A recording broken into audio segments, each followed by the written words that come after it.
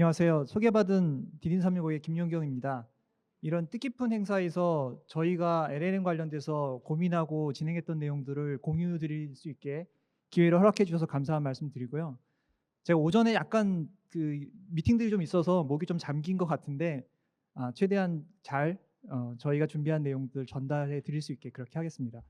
일단 제가 설명드릴 내용은 LLM 도입을 위한 최적의 LLM 옵스 구성 방법이 사례인데 제가 이전 세션들을 다 참석은 못했지만 좀 봤더니 여러 가지 좀 큰 규모의 엔터프라이즈급의 그런 솔루션들이나 이런 플랫폼 이런 것들에 대한 소개가 많았던 것 같습니다. 그래서 저희는 그거보다는 조금 약간 미시적이라고 해야 되지, 작고 실제 LLM을 구축할 때 부딪히는 일들, 경험들 이런 것들을 좀 공유해 드리는 것도 도움이 될 것 같아서 어쩌면 실제 지금 LLM을 도입하거나 개발하시려는 분들한테도 도움을 좀 드릴 수 있는 그런 사례가 되지 않을까 생각되고요.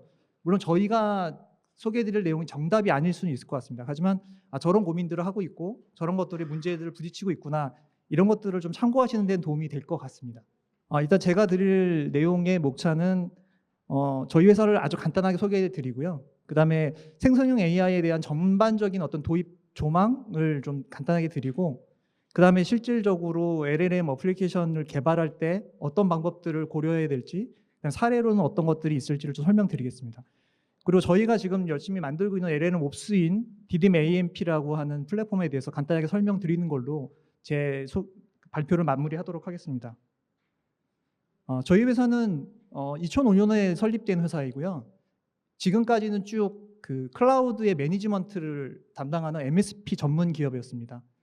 그러다가 작년 말에 AI 빅데이터 전문 기업인 레드우드 K와 합병을 전격적으로 진행해서 흔히 얘기하는 ABC, AI 빅데이터, 그다음에 클라우드 전반에 대한 역량을 갖춘 회사라고 이해하시면 될 것 같습니다. 크게는 좌측에 보시는 거는 MSP로서의 사업입니다. 그래서 국내에 있는 주요 CSP인 클라우드 기업들과 파트너십을 맺고 클라우드에 대한 인프라를 구축한다거나 클라우드에 대한 서비스를 관리한다든지, 그 다음에 PS API 같은 인증 컨설팅이나 SaaS에 대한 컨설팅 같은 클라우드의 전환을 위한 여러 가지 컨설팅들과 서비스를 제공하고 있습니다. 그리고 AI 빅데이터 부분에서는 AI 환경에 대한 구축이라든지 빅데이터 플랫폼에 대한 구축, 그 다음에 솔루션들을 제공하고 비즈니스와 관련된 CRM 관련된 서비스를 구축하는 그런 전반적인 사업들을 저희가 추진하고 있습니다. 아마도 저희 부스를 방문하셔서 저희 회사의 어떤 빅데이터와 관련된 사업들에 대해서 조금 소개를 받으실 것 같아서 좀 간단하게 말씀을 드리고요.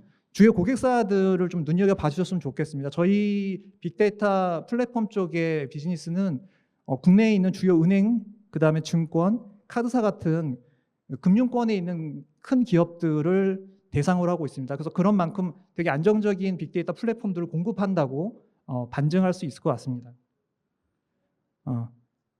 지금 보시는 내용은 실제 빅데이터 플랫폼에 대한 상세 내용으로 고객이 갖고 있는 내부 데이터나 외부 데이터들을 실제 빅데이터 클러스터에 잘 축적하고 그것들을 기반으로 분석 및 어떤 플랫폼 쪽에 잘 전달하는 그런 식의 기능들을 제공하고 있습니다. 그리고 다음 내용은 미국에 있는 해외 기업인 헬스케어 기업들에게 모델링과 MLOps 화면 구성을 지원한 그런 사례라고 보시면 될 것 같습니다. 그래서 그런 것들을 이용해서 저희가 데이터 마트 및 피처 스토어를 구축한 예시입니다. 그 다음은 CDP라고 하는 커스터머 데이터 플랫폼의 내용인데요. 저희는 사용자들의 어떤 행동 정보라든지 그런 모든 정보들을 수집한 다음에 그것들로 마케팅을 잘 할 수 있는 그런 플랫폼도 보유하고 있습니다. 이것으로 저희 회사의 설명을 아주 간단하게 드리고요. 이제 본격적으로 LLM에 관련된 내용을 좀 말씀드리도록 하겠습니다. 일단 한 4가지 정도로 LLM을 도입할 때 검토하셔야 될 아주 큰 부분에 대한 말씀을 좀 드리려고 하는데, 아마 대부분의 분들이 LLM을 지금 도입을 하시거나 아니면 도입을 검토 중이실 수 있을 텐데 어쩌면 챗봇을 그냥 만드는 일이 아니야? 라고 생각하시는 분들도 계실 것 같아요.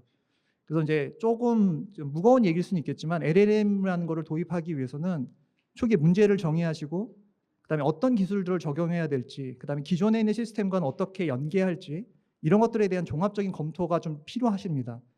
그리고 보통 바로 시작을 하시기보다는 테스트나 POC를 좀 해보시는 게 맞는 것 같아요.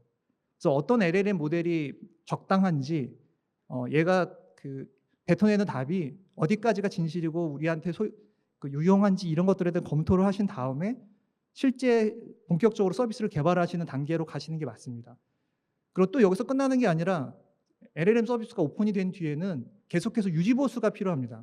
왜냐하면 LLM이라는 게 결국에는 뭔가의 데이터를 학습하고 그거를 저희가 자연어로 받아오는 구조인데 데이터라나 정보라는 것들은 계속 바뀌거든요.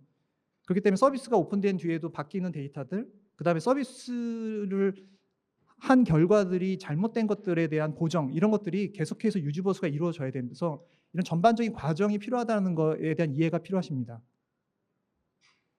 그다음에 두 번째로는 약간 기술적인 내용들인데요.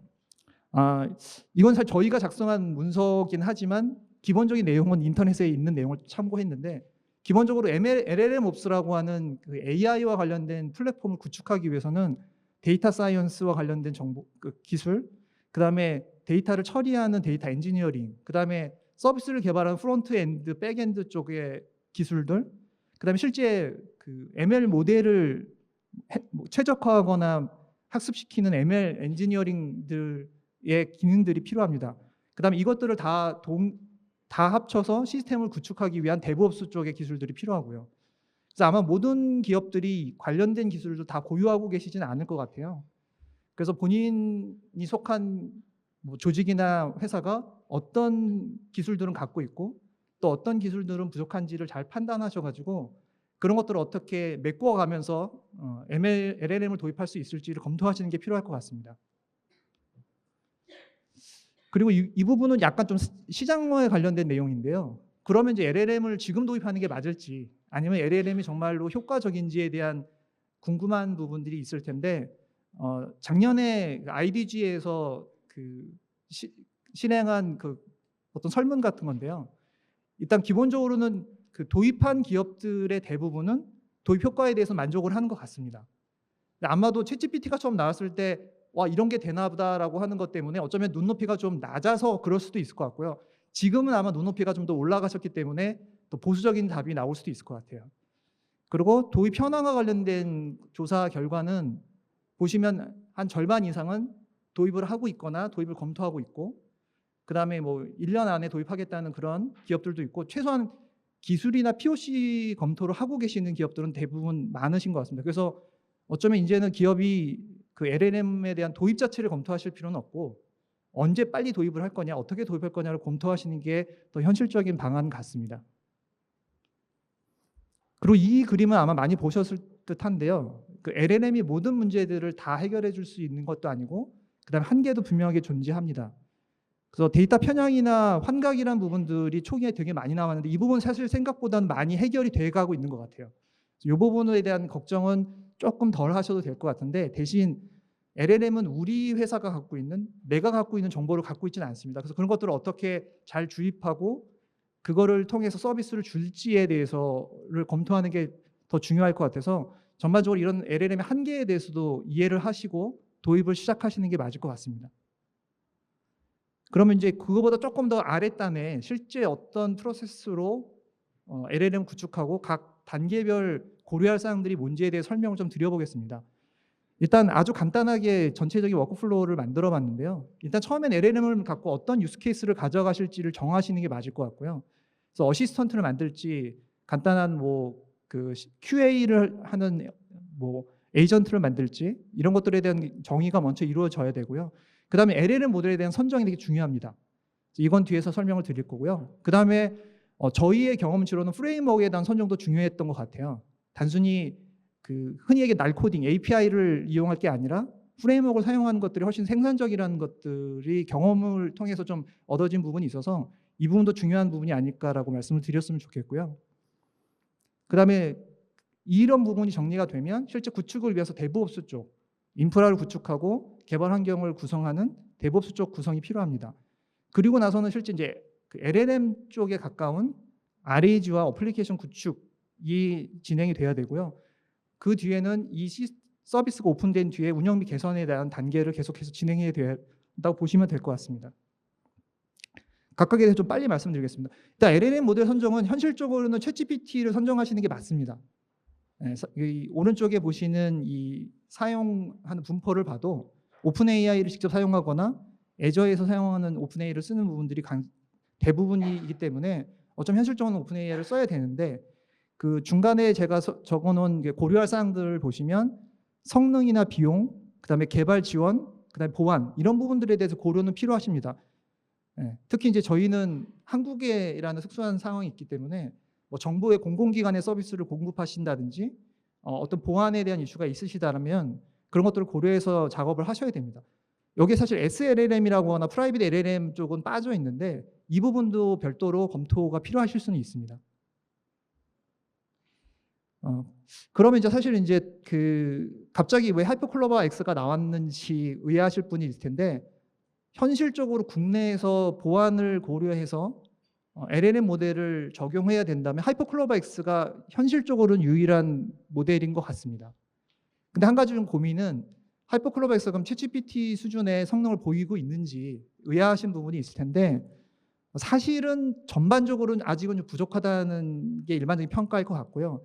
대신 이제 최근에 나온 그 결과를 보면 한국어 관련된 성능과 관련해서는 챗GPT 3.5 터보 수준까지는 올라온 것 같다라는 리포트가 있습니다. 그래서 이런 부분들은 미리 어떤 LLM을 적용할지 검토하시는 단계 때 여러 가지를 좀 이렇게 비교하시거나 테스트 해보시는 건 필요할 것 같습니다. 그리고 한 가지 좀 추가로 검토가 필요하지 않을까 해서 좀 저희가 테스트를 해봤는데요. 언어 모델별로 한국어를 처리하는 토큰 구성 방식이 좀 다릅니다. 그래서 실제 저희가 텍스트를 넣어봐서 테스트한 결과인데요. GPT와 하이퍼클로버 X가 영어에서는 거의 차이가 없고요.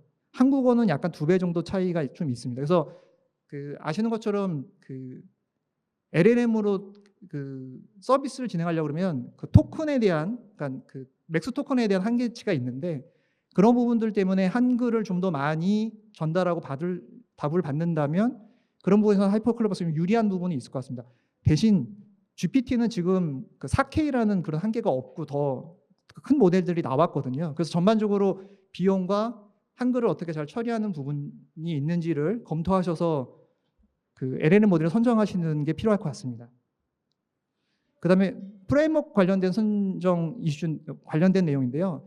일단 시간이 짧기 때문에 기본적으로는 저희는 프레임워크를 사용하는 게 맞다고 보고 있어요. API를 사용했을 때는 모델별로 다 호출하는 방법들이 다르기 때문에 A라는 모델로 개발하다가 B로 바꾸기가 되게 쉽지 않습니다. 그래서 저희는 프레임워크가 도입하는 것이 훨씬 효율적이라고 생각을 하고 있고요. 현실적으로는 지금 랭체인을 사용하시는 게 가장 최적일 것 같습니다.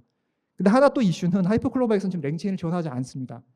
그리고 제가 여기 혹시 네이버 쪽에서 오신 분이 계신지 모르겠지만 여쭤본 바로는 공식적으로는 지원 계획이 없으신 것 같거든요. 이 부분에 대한 이슈는 이후에 또 좀 설명을 드리겠습니다. 랭체인은 아마 많이들 사용하고 계실 것 같은데 LLM 서비스를 만들기 위한 여러 가지 요소들이 다 갖춰져 있습니다. 그래서 굉장히 동일한 모델로 여러 LLM과 여러 벡터 스토어, 여러 프롬프트 템플릿 이런 것들을 사용하실 수 있어서 현실적으로는 가장 파워풀한 프레임워크라고 보여지고요. 그다음 랭체인의 또 큰 장점은 약간 얼라이언스라고 불러야 될지 모르겠지만 각각의 요소들에 굉장히 많은 벤더들이 참여를 하고 있습니다.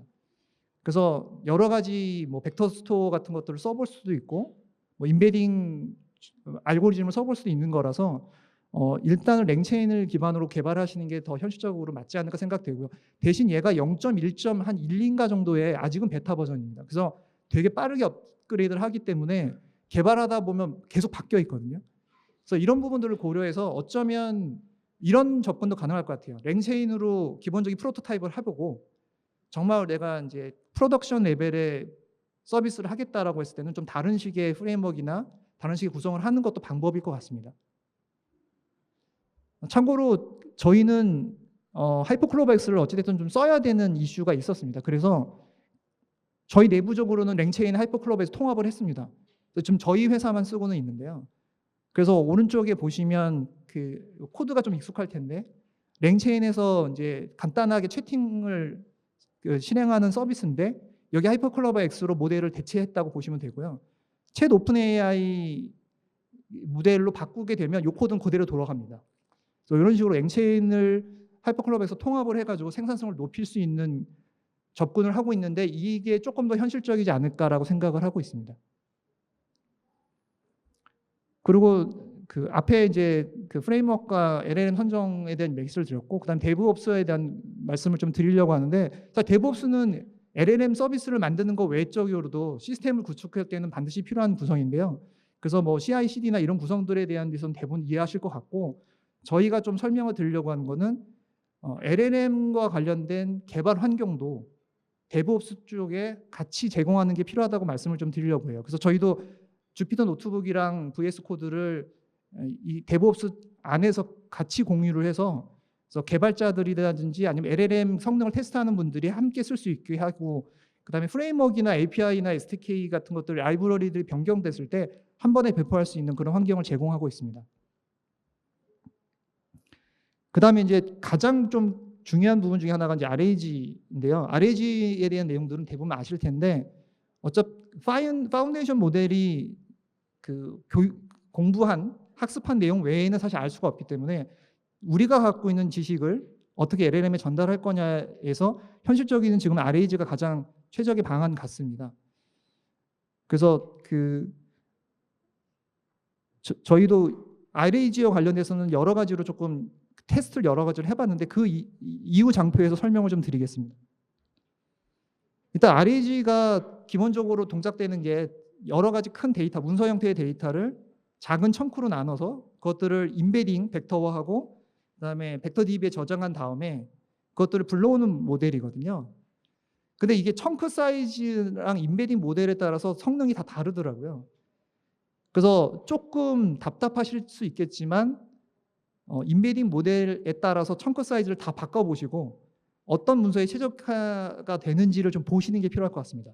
이게 생각보다 LLM 서비스 전반에 대한 성능을 굉장히 많이 좌우하는 것 같습니다.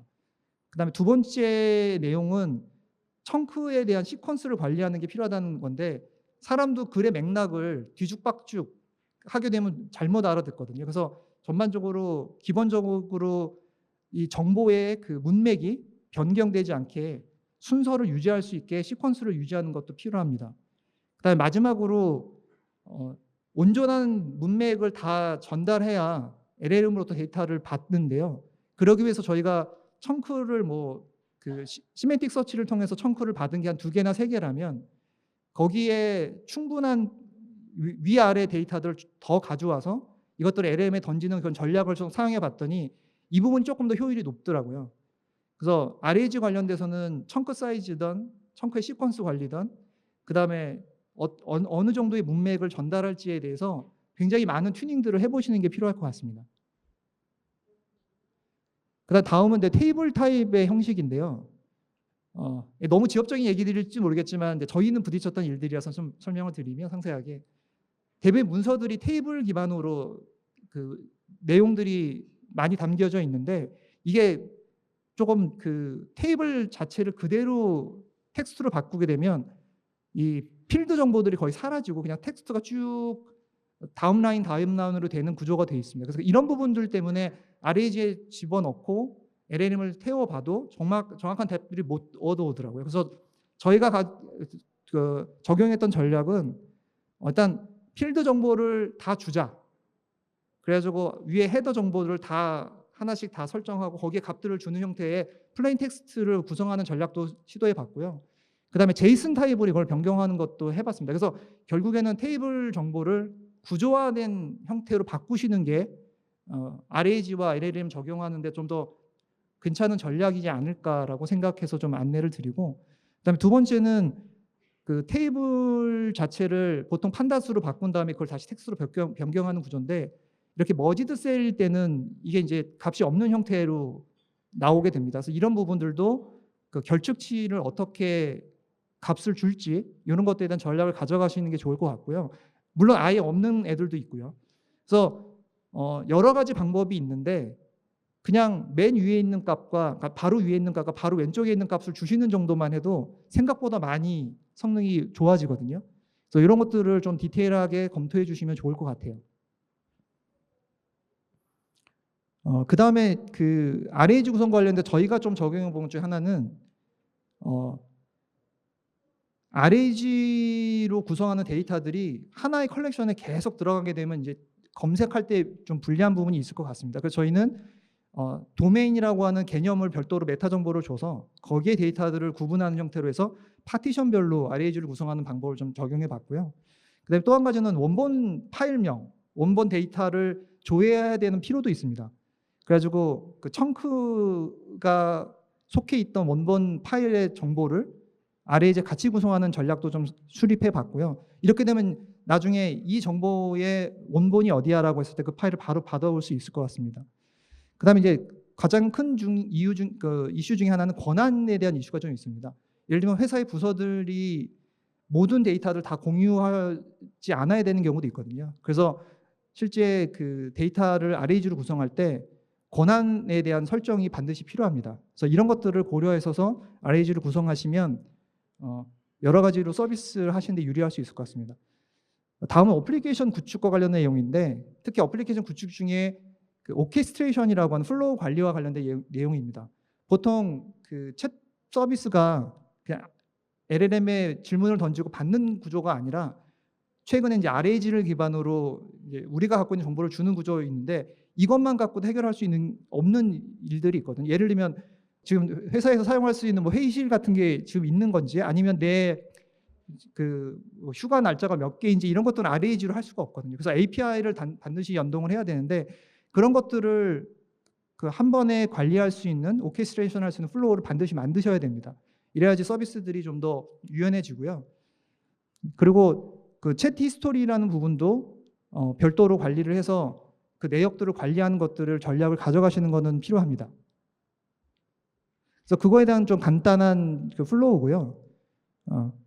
그래서 기본적으로 저희는 그 도메인 검색을 통해서 어떤 RAG나 API인지를 검색하고 그것을 통해서 그 다음에 플로우로 가는 그런 구조를 가져갔습니다. 참고로 랭체인은 에이전트와 툴이라는 모델로 LLM이 이걸 API를 태워야 될지 뭐 RAG를 태워야 될지 이런 것들을 관리를 하거든요.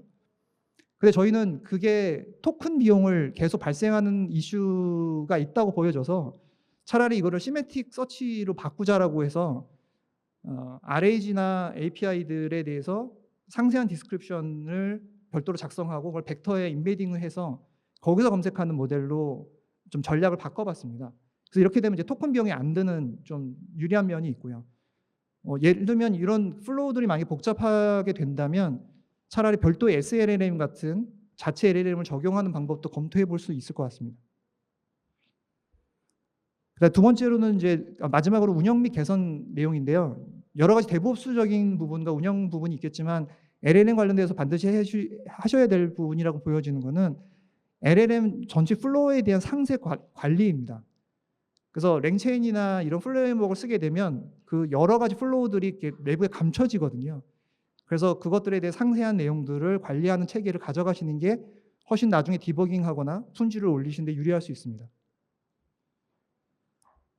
그리고 이거는 이미 많이들 적용하고 계실 것 같은데 LLM 서비스가 오픈한 다음에 사용자의 피드백 루프를 만들어서 그것들을 계속 축적하시고 그것들을 통해서 모범 답안을 만드신 다음에 모델을 개선하는 파인 튜닝을 적용하시던 RAG를 적용하시던 이런 식의 과정들이 계속해서 이루어지는 게 필요합니다.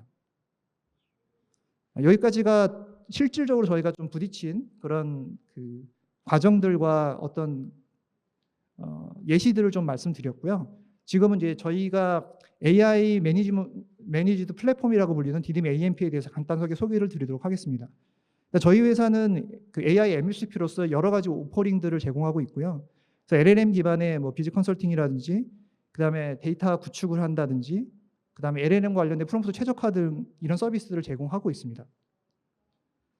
저희 디딤 AMP 플랫폼의 구조는 다음과 같습니다. 그래서 아래단에 보시면 데이터를 처리하신 데이터 옵스 매니지먼트 영역이 있고, 그다음에 LLM을 구성하기 위한 LLM 옵스 매니지먼트가 있습니다. 그리고 전체적인 데브옵스를 위한 데브옵스 매니지먼트가 있고요.